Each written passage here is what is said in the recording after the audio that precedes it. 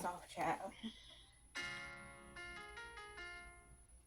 Okay, so I hate this angle, and if it wasn't for me talking to my therapist today, I don't even know if this would have been done because I've been putting it off. But I also wanted to wait until I was fully ready to just express everything. So I wanted to make this video because it wasn't in like the last 2 years and then three. Basically, since the last time I posted, it has been a lot going on in my life, and this video specifically is going to be the first video of me trying to start back posting. And it's about how I found out my mom and my sister passed. They passed 6 days apart from two different things, and it has just been a whirlwind, and it's been very hard for me to just get through the day, let alone post. So these lashes may come off and everything, so I only have about a good 45 minutes to talk about this before my memory gives out. I'm actually recording on my mom's phone because my personal phone is filled. So this is going to be a sit down. I wouldn't even say it's a story time, but of how I found out my sister and my mom passed. So before I get into the details, and this is not easy for me, I'm just going to show, this is their program. That's my mom, and then that's my sister. And they passed away March of 2025, 6 days apart. And that's the one that was for like the kids and stuff, but this is the one that everyone receives. It's a picture of both of them. And then I was able to find this picture just recently, and this was like it was like between like 2005 2008, and then I was able to find this and a bunch of other pictures of my mom. This shirt she gave to me, it doesn't fit too well.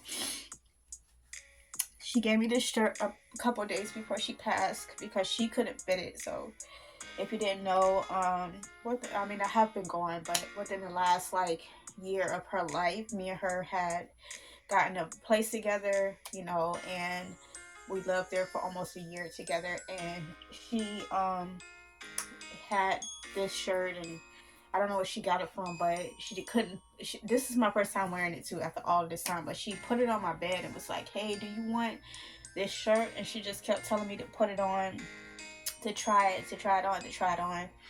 And at the time I was doing my makeup and stuff, we were like getting ready for something. And so I never got the chance to like put it on because like a couple days passed and it was like a whole whirlwind. And then after that, like, she passed away, and that's the last thing I was thinking of. So this is my first time putting on this shirt, mommy, and yeah. And then this is my mom. This is some of her. I have another chain, and then I have a little purple urn, and then my other family members have other things. So just to throw it back, so around like 2013 or 2023, my mom had like 2 strokes in 10 days, and she was down in Miami area, and she was in the hospital for a very long time, like just in and out for like 3 months. And at that point, we thought, the way like the people in my family was kind of putting it, was like something, she probably wasn't going to make it because she ended up having like ulcers in her throat where she couldn't eat and stuff like that. So around the same time, my sister was diagnosed with cancer, breast cancer, and then I was homeless. Or it was like just one thing after another. I had a job. It was work from home. I was working that as my main job and was working the other job as a part-time job. I lost my main job. That really took effect into my financial stability. And I only was able to keep, because it was hard for me to find like another good job, like a good job. I was only able to keep my apartment for like the last time y'all see me, and it had like the tree in the back and stuff. Like I was only able to keep that for like a couple months more. But by like July of like 2023, like I had no home, you know, and that's another story time. So I'm not gonna get too much into that, but all of this happened around 2023. Like it started to brew, and then around 2024, you know, my mom was much better and stuff like that. Like I said, we had got our own apartment around like July of 2024.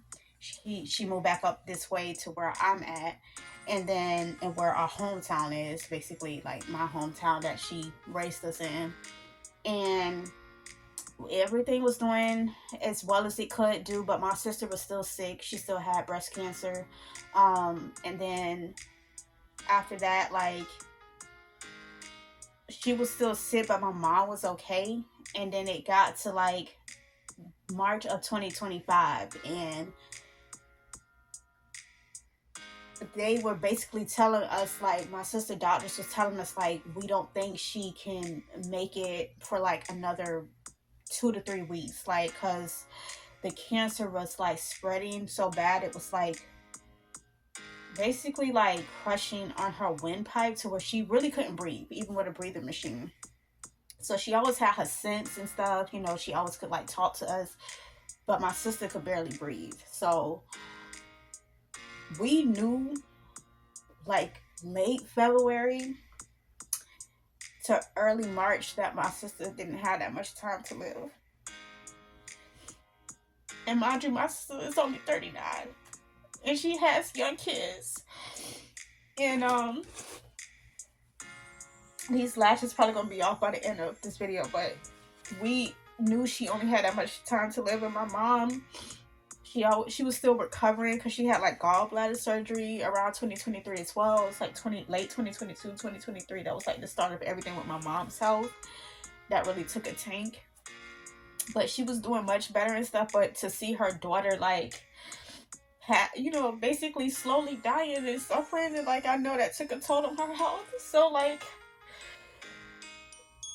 the last like couple weeks of their life, because they died 6 days apart, like me and my mom, mind you, we lived together, and my sister, she lived like 10 minutes away, that was sick, but at this time she was consistently in the hospital.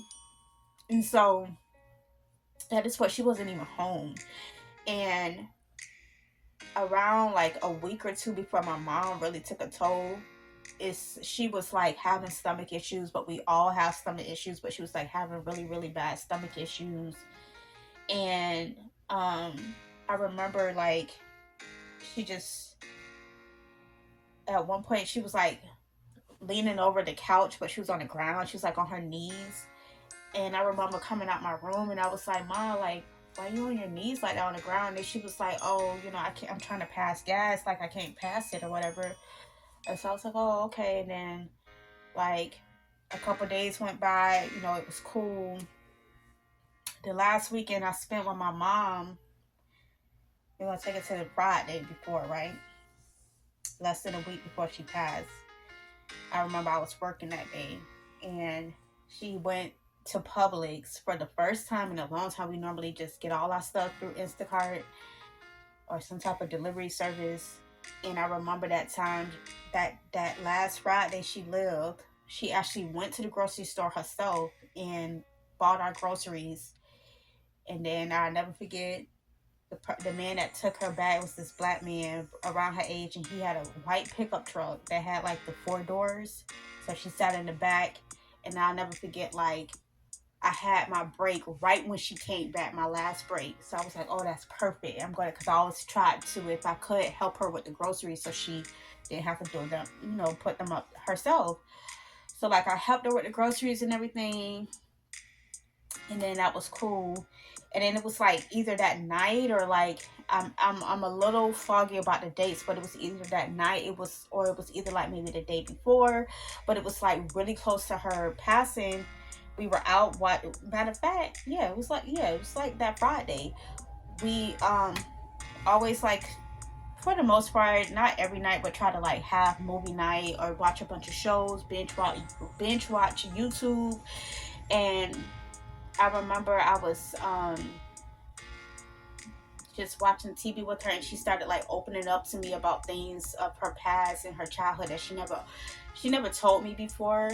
And I just feel like I'm missing a lot, so I may record this video over. You may see like 2 different days, but I remember like she was opening up to me and stuff, and I remember when she was doing that, I was saying to myself like, gosh, I hope nothing doesn't happen, because she never opened up like this to me. And then she was just like really opening up about her childhood, and we always knew not to, at least I knew, in a respectable way, to not ask her about certain stuff, because I knew it was like too triggering for her. So I just always like avoided asking her about her past and her childhood and stuff. And she really was like just telling it all. And I remember like I had like this gut feeling and like this intuition was like, I hope nothing doesn't happen to my mom, because like we never had conversations like this before.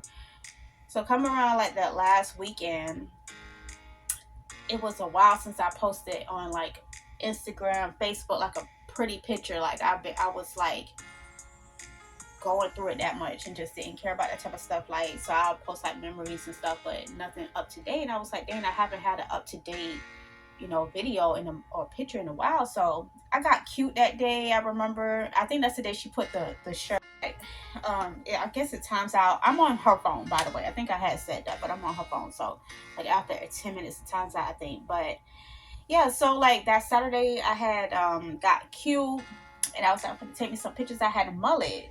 I've been saying I wanted to do a mullet in my hair, because I used to have 27 pieces in my hair, and it was a while since I had that. But before that, my mom happened to have a mullet wig that she didn't wear after she got it, so she gave it to me like that weekend.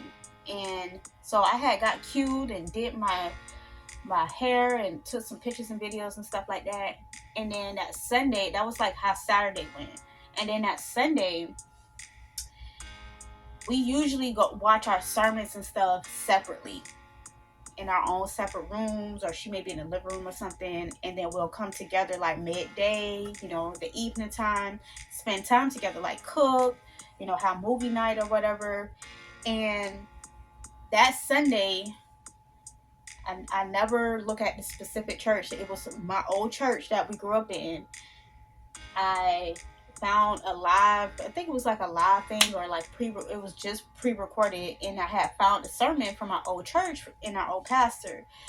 And my pastor came out on some crutches, and I'm like, what's going on with him? So I remember like I went to my mom's room, like my room was here and her room was here.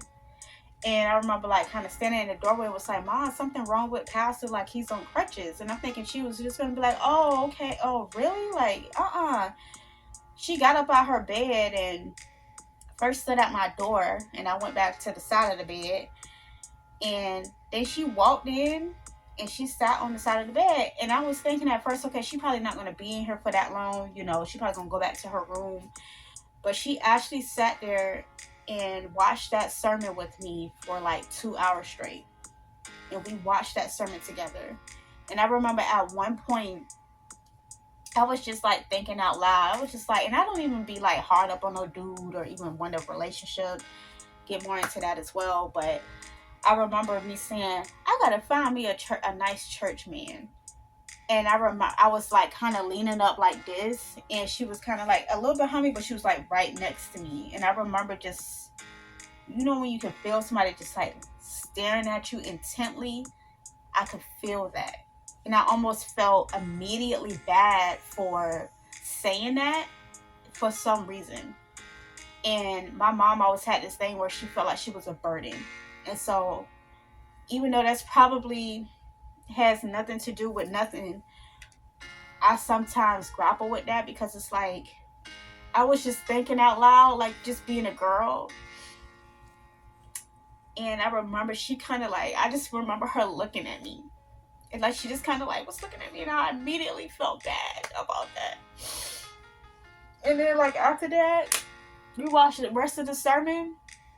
And later on that day, we We like made tacos that weekend. That's like my favorite food. And she made them this time. She had made tacos. And we went into the living room later on and we had to watch The Call by Holly Berry. I could never watch that movie again. And then we had to watch some stuff, some YouTubers I had put her onto. We watched like a couple of their videos, and then by the time like it was said and done, it was like pretty late.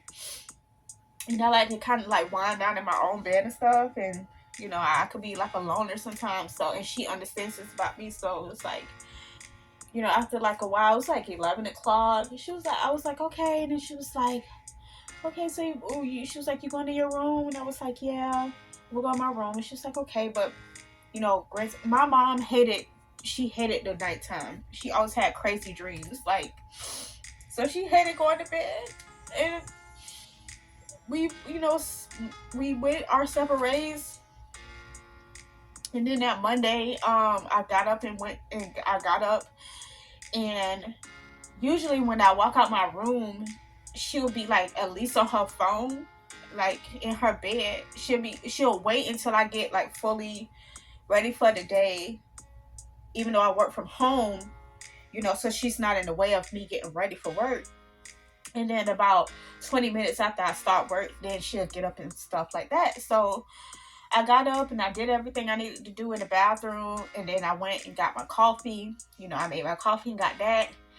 Sat down, you know, I think I started work at like 9. So it's like about 9:20, 9:40, my mama normally getting up.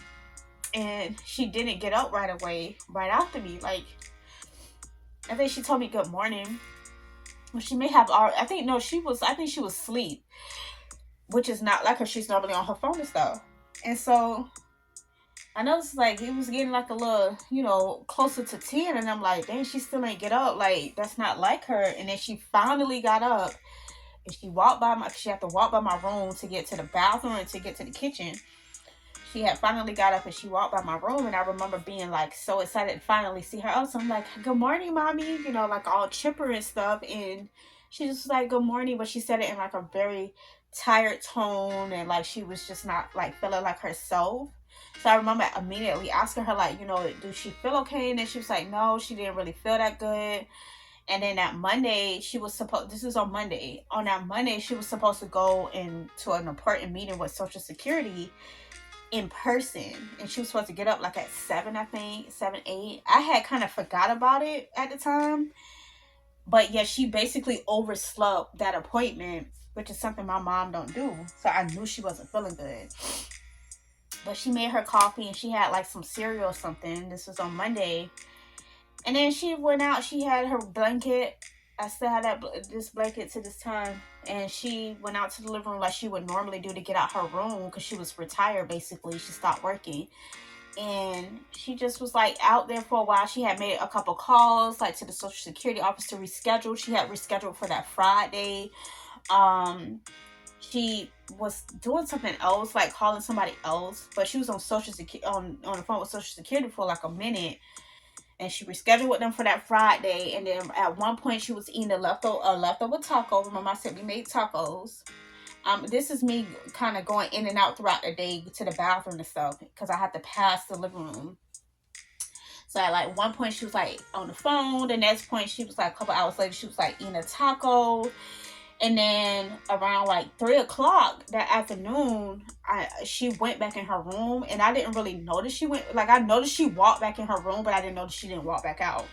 So around like, I had like training that day, like the last 2 hours of my shift, and I had got off at 6. So from like 4 to 5, I had training, and by like around 3, she went into her room.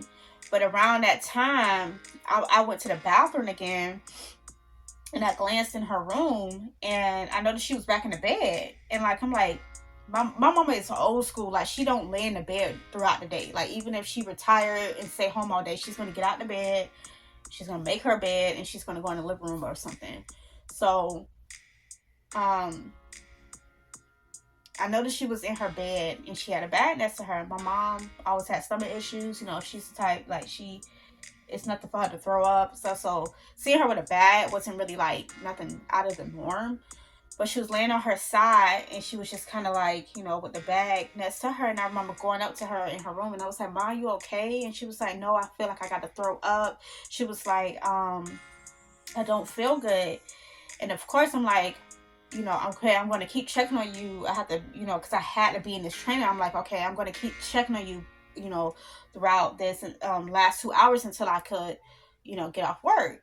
So then I finally got off work. The whole time I was still on the shift, she never threw up. But the minute I got off work, she pretty much threw up like the minute I got off work. She threw up one time, and then it's like, you know, you throw up, you feel better. So it's like, okay, Mom, you feel better? And she was like, like kind of like that. And we live right next to the dumpster. So she just like took her bag and went to the dumpster and threw it out. And I like waited at the front door for her. And then that's when I asked her, like, Mom, you feel better? And she was like, or whatever. So she went back and laid down. And I'm thinking it's gonna be like a regular night, you know, of her not feeling good, but nothing to like be super crazy or whatever. But I kept checking on her, and then she threw up like another 2 or 3 times after the first initial time. So I'm like, my mom would usually throw up like once, and then she'll be like good, like still not really feeling good, but she like not constantly throwing up. So I'm like, Mom, do you want to go to this? Much as I was very tired, and mind you, I had got stomach sick too. I don't know if it was like something we ate, like that taco meat. I don't even eat red beef, ground beef no more. I eat like ground turkey or chicken, mainly ground chicken. I think it's something they put it in this food nowadays. I hardly ever eat red meat anymore. But I was sick as well, but I wasn't like throwing up or something. I just had the worst cramps like the last week or two. Um, of all of this, and she did too, but it got worse like that weekend. And so she kept throwing up, and I'm like, okay, Mom, you might have to go to the hospital. And at first she was like, you know, denying it, like, nah, I'm all right, like, no, I don't really want to go to the hospital. Mind you, my sister is in the hospital in another hospital for cancer a city over. So she's already in the hospital. Me and my mom both thinking this, and we like, you know, if she go to the hospital, like, it's gonna be both of them in two different hospitals. So she didn't want to go at first. And honestly, mentally, I was like, I like, because I wasn't gonna get myself. I'm like, I like mentally could not really put myself into like having to visit two hospitals. So I was hoping she wasn't that bad, but I seen how she was, and I knew I had to keep asking her. I'm sorry, her thing is right there now. So yeah, eventually around like 10 o'clock, like, or right before 10, she finally agreed to call 911. So I ended up calling 911, and we ended up taking her to the hospital. And at first, you know, I had to wait in the waiting room, because that specific hospital, they was going through like a lot of changes. And so I've never had to do that before, but apparently you have to go through the waiting room. You know, they got to check your bag, like it's like Fort Knox. So after a while, probably like 20-30 minutes, they finally called me back there. And so I went back there to the you know, the emergency part. And we probably waited there for like an hour or two. It was about 12 o'clock or a little after 12 when the doctor finally came in. It was like she had an obstructive bowel, and that's basically when you have like a blockage in your bowel. They basically said her bowel was twisted from when she got her gallbladder surgery like 2 years before. And it was to the point she couldn't go to the bathroom. And that's why when she was bent over on the couch that day, she couldn't pass gas. The last couple of days, she couldn't really go to the bathroom. It was like it was just building up in her, basically. And that could make you sick, and it could be sometimes fatal. So, you know, they said they had to keep her overnight, and she will 9 times out of 10 have to get surgery.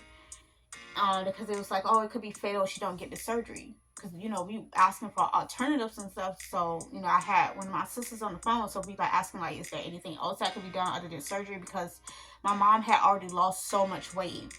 Her average weight was like 140-ish.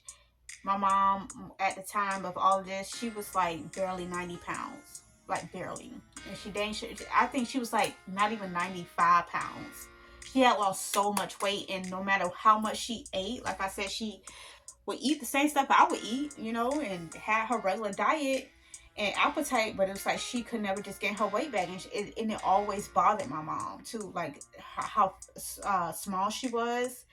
Like that really affected my mom's self-esteem. So they were like, they were gonna untie her bowel, and it was like, okay, great, like, you know, she can gain her weight back, you know. And so they kept her overnight. I went back home because I didn't want to miss work. If you know, you know. You know, I was at one point, I lost my job, so I didn't want to affect this job. So as much as I wish I could have stayed there, you know, I knew I had to go to work because I was pretty much like taking care of the both of us. So um she went into admission, and the next day she had like an early surgery pretty much, and she came out the surgery successfully.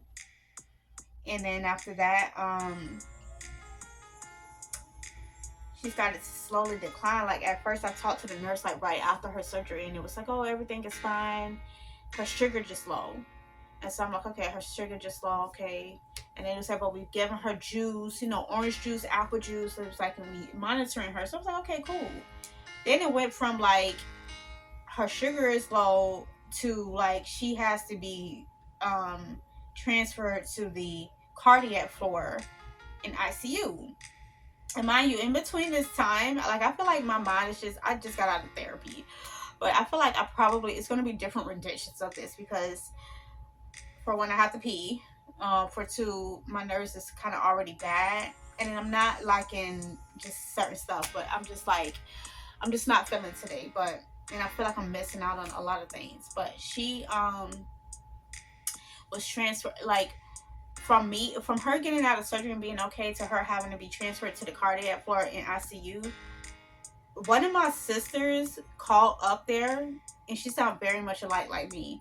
She called up there and basically like talked them into letting her be the emergency contact, even though I was, because I'm the one that called 911, and I'm the one that was sitting there when the girl came in and asked who was going to be the point of contact.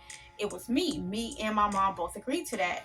So in between this, I'm like kind of like blowing they phone up, and they like kind of like not giving me answers, not knowing what to say. And then I eventually found out like, oh, because one of my other sisters called up there and made herself the point of contact, so she was directly in contact with like the doctors, like the people I needed to speak to, because I was the person that lived with her and her daughter that actually took her there and see that something was wrong.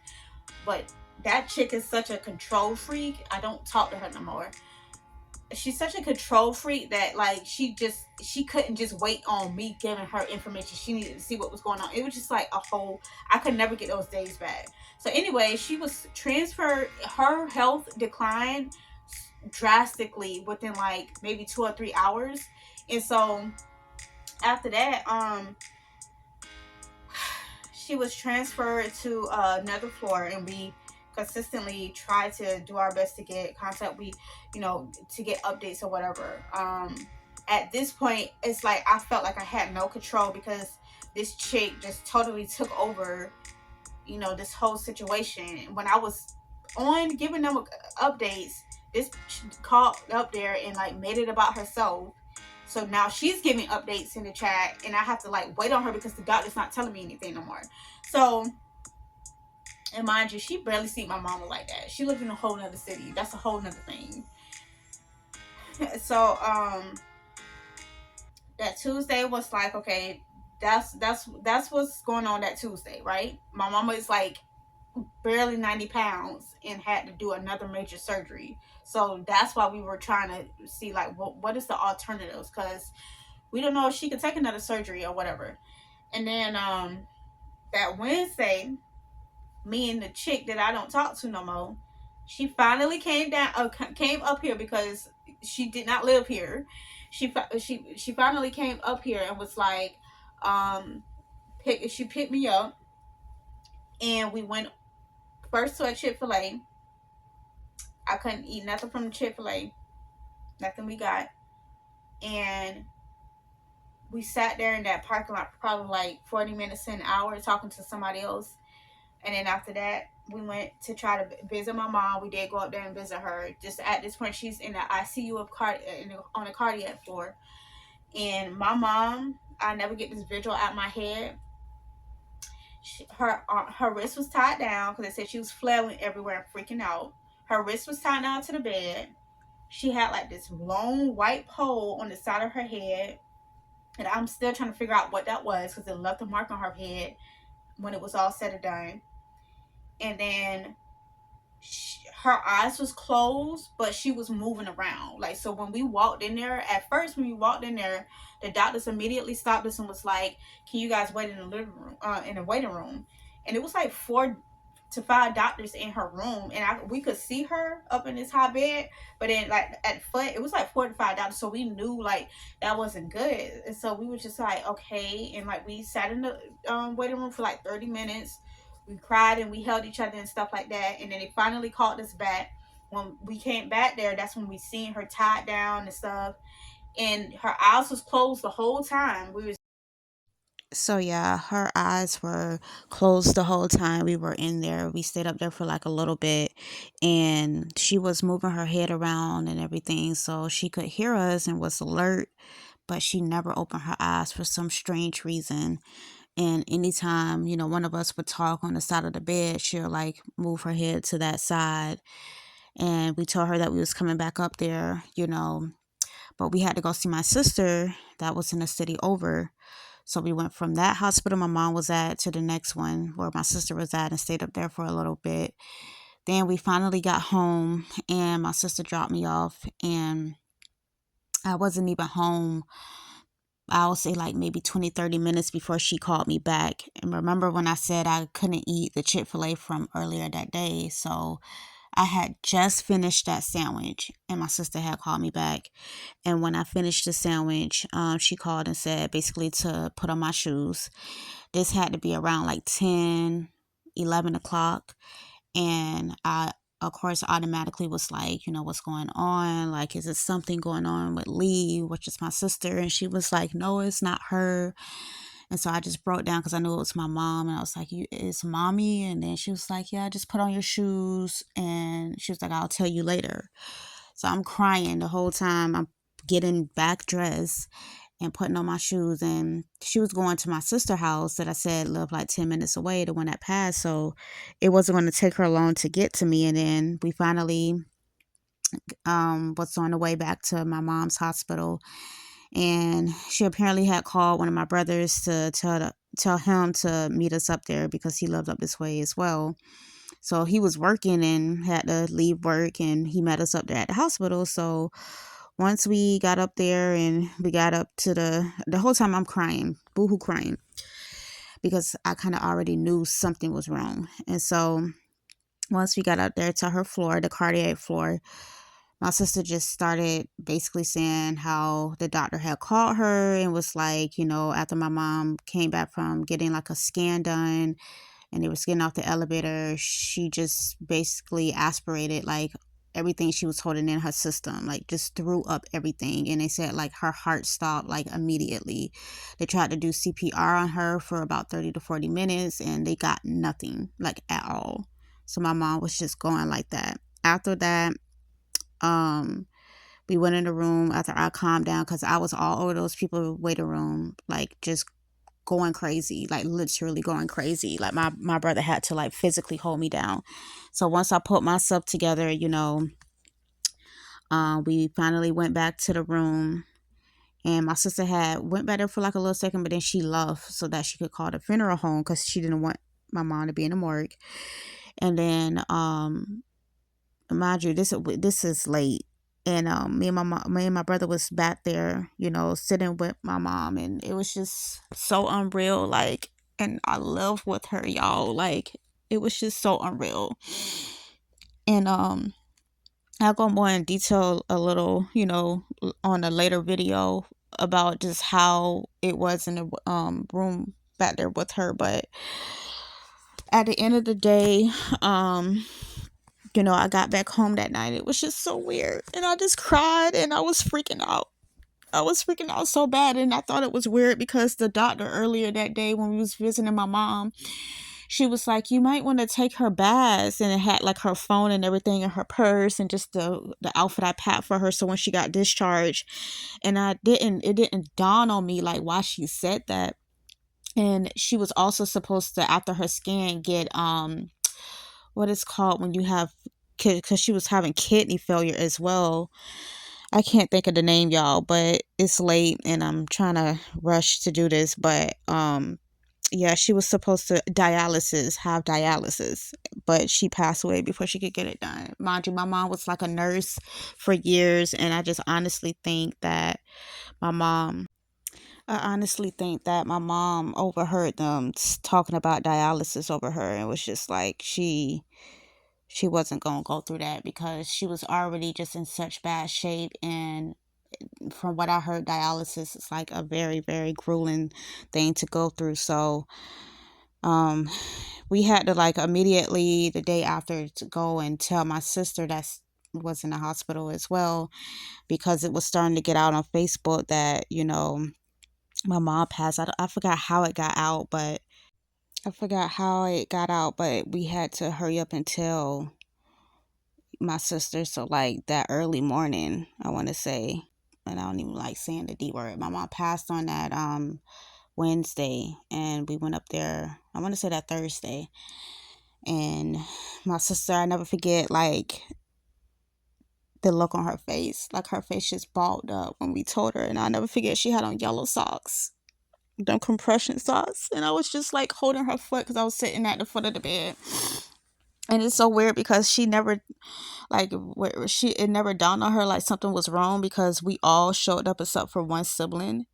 And we all was putting chairs around her bed, and we never really did that before. And it's like it didn't dawn on her, like, why are they doing this type of thing.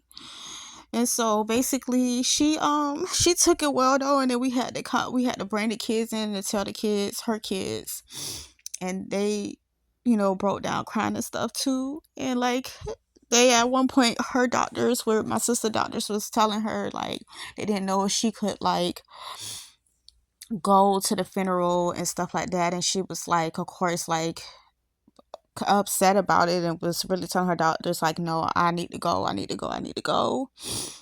And then that Tuesday, because remind you, I told you my sister had a hard time breathing. So they was basically saying if she traveled all the way to my hometown, like, she wouldn't make it herself. But she ended up passing away that Tuesday morning. And then, like, on the 22nd, we had their funeral together. And I just would never think in a million years that I would lose my mom and my sister at the same time. And that we would basically have their funerals together.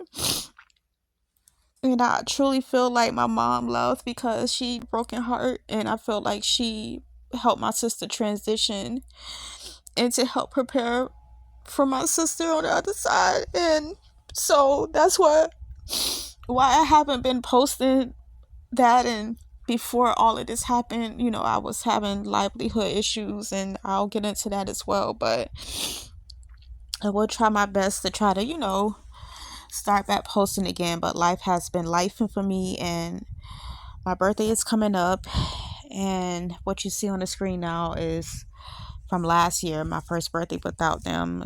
And I made sure to honor them. So hopefully this year, I could try to do something relaxing, but also, like, of course, do like a little shoot like I always do for my birthday. So, just be on the lookout, and just stay tuned, and just, send your well wishes if you can. But I do truly appreciate everyone that still supports me and still hanging on, because it's been literally a couple years since I posted. I just been literally going through everything that you could imagine. The last thing I could do is sit and post, for some content. So I will be seeing you guys soon, and I'm sorry that I didn't get to record myself the whole way through, but let me go ahead and save this video. And yeah, this is a different video, but that's where I've been, and we will get more into things in the future. All right, y'all, bye.